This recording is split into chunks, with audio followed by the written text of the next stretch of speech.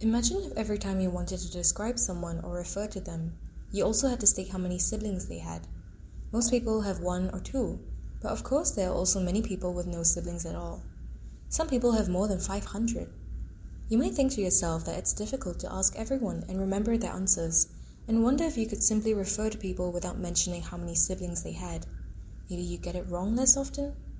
Well, speakers of language like Arabic, Russian, and Spanish face a similar issue.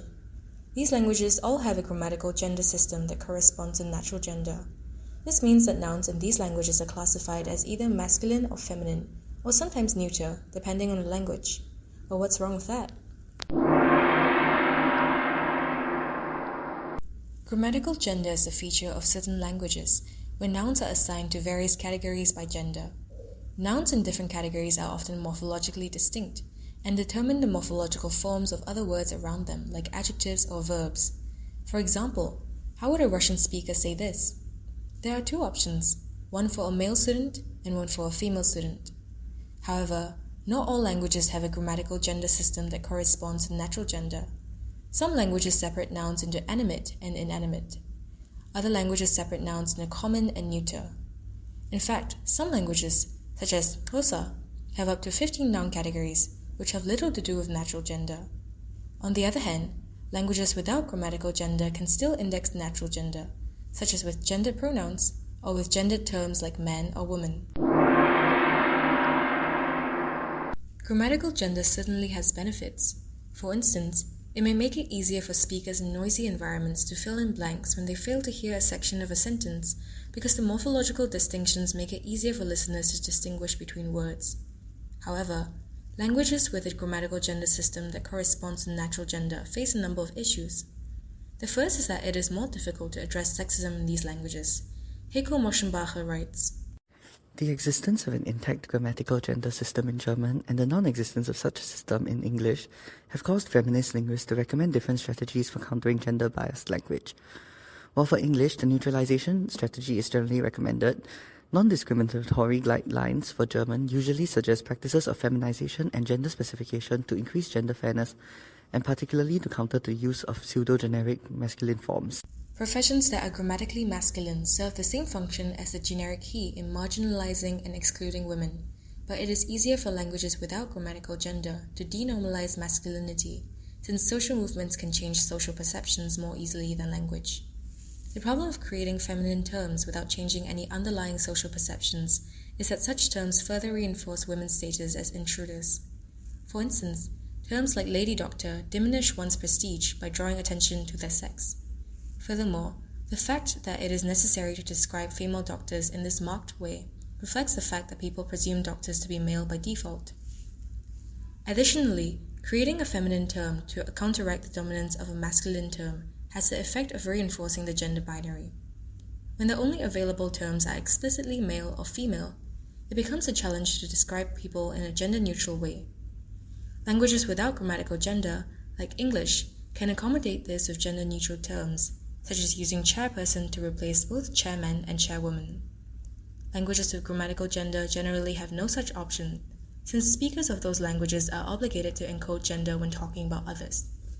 Jusińska argues that discursive mechanisms of imposing obligatory gender binary and treating maleness as norm both serve the patriarchal system by reinforcing 2 of its main axioms.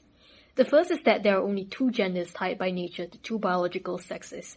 The second one is that the traits, either character or physical, displayed by males is superior by nature. As the relationship between linguistic practices and social reality is reciprocal, choosing, and often inventing linguistic practices alternative to the traditional patriarchal and cis-normative ones, is one of the ways of fighting the hegemonic masculinity. But wait a minute, aren't there more than 2 genders? I asked what configuration of power constructs the subject and the other, that binary relation between men and women, and the internal stability of those terms. What restriction is here at work? Are those terms untroubling only to the extent that they conform to a heterosexual matrix for conceptualizing gender and desire? What happens to the subject and to the stability of gender categories when the epistemic regime of presumptive heterosexuality is unmasked as that which produces and reifies these ostensible categories of ontology? Well, the short answer is yes. More and more people are identifying as a gender they are not assigned to at birth, and some of them are identifying as something outside the gender binary of male and female. Should we make an effort to refer to them accurately? And if so, how do we do it? Talking about gender non-conforming students in foreign language classes, Judith says, "The lack of gender-neutral terminology, including gendered nouns and pronouns for example, may create situations in which students are faced with being gendered against their will. In this process, non-binary student identities are not only violated but literally erased by subjecting them to the binary of male and female. Thus, teaching a grammatically gendered language in its normative language patterns, without considering its effects on gender non-conforming students, creates an exclusionary classroom environment and also neglects to acknowledge that gender non-binary communities are part of the target language community." In English, non-binary people, or NBs, are typically referred to with the pronoun they. While he may have been the more common gender-neutral pronoun in past centuries, overwhelming research has shown that it isn't actually neutral, from both speakers' and listeners' perspectives. Wendy Martina comments that, in fact, explorations of our understanding of the generic masculine have demonstrated that he is an ambiguous term, which often allows a specifically male interpretation to be drawn from an intended generic usage. To be clear, the singular pronoun they has at least 4 functions. First, it can be used when the gender of an animate referent is unknown, such as in, "I saw someone in the distance, but I had no idea who they were." Second, it can be used as a generic pronoun to refer to people of any gender, such as in, "Everyone should live their life to the fullest," and this usage has been observed in the English language as early as 1375.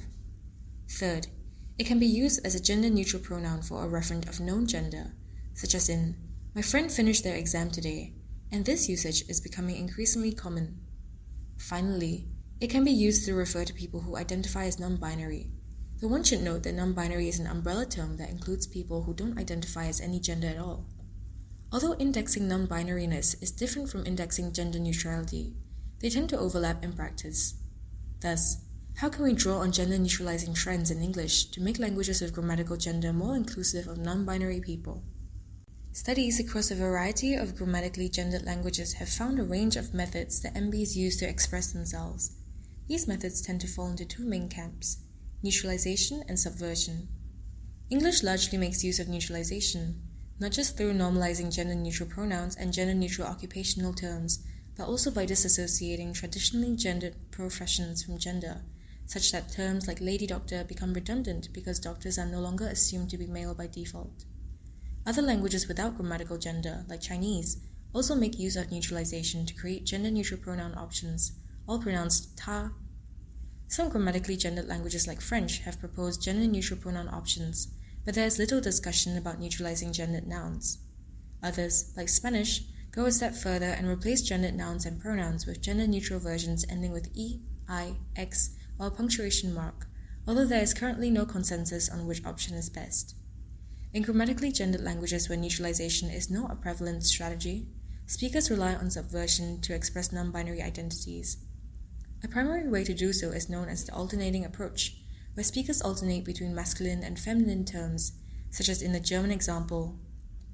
Kolek finds that non-binary speakers of Czech utilize this approach alongside using plural terms instead of singular for themselves. However, these methods may be criticized as ungrammatical. Another way is to use the passive voice, such that a speaker avoids any gendered personal pronouns. However, a study conducted in Polish found that non-binary people using this method tended to be seen as less competent, colder, and less socially acceptable. As can be seen, grammatical gender poses a significant obstacle to non-binary speakers of grammatically gendered languages. However, while current methods of gender-neutral expression vary in adequacy and acceptability across such languages, we have also come a long way from languages that offer no way to talk about NBs at all.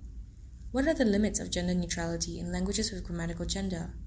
Ultimately, only time will tell.